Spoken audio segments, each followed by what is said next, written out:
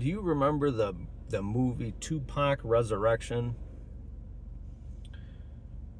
About Tupac's life and a bunch of clips of him, and that movie has been popping in my head lately.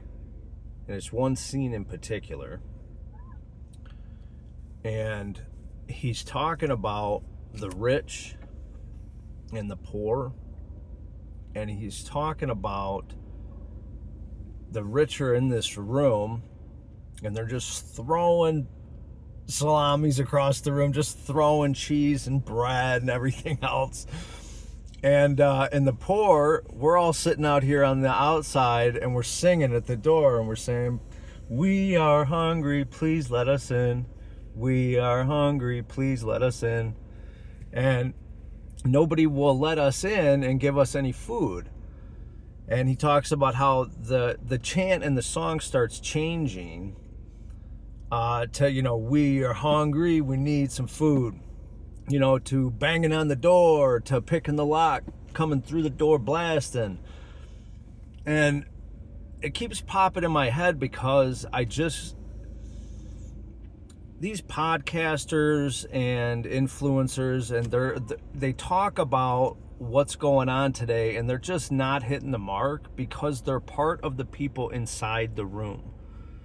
When you listen to like Tim Pool or just anybody, Crowder, any of these people, man, they all talk about, and they're just kind of disconnected because they're in the room.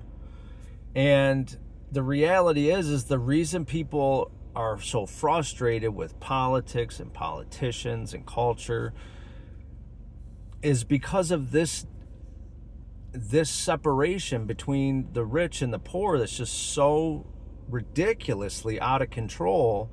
And it's this thing right here that is the window into that room where we have to listen to everybody talk about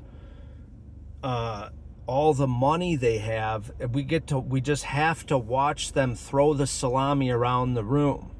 And we're just outside the door and we're still singing, "We are hungry, please let us in." And the chant really hasn't started to change until very recently. And it's going to change again if people can't start to do some introspection.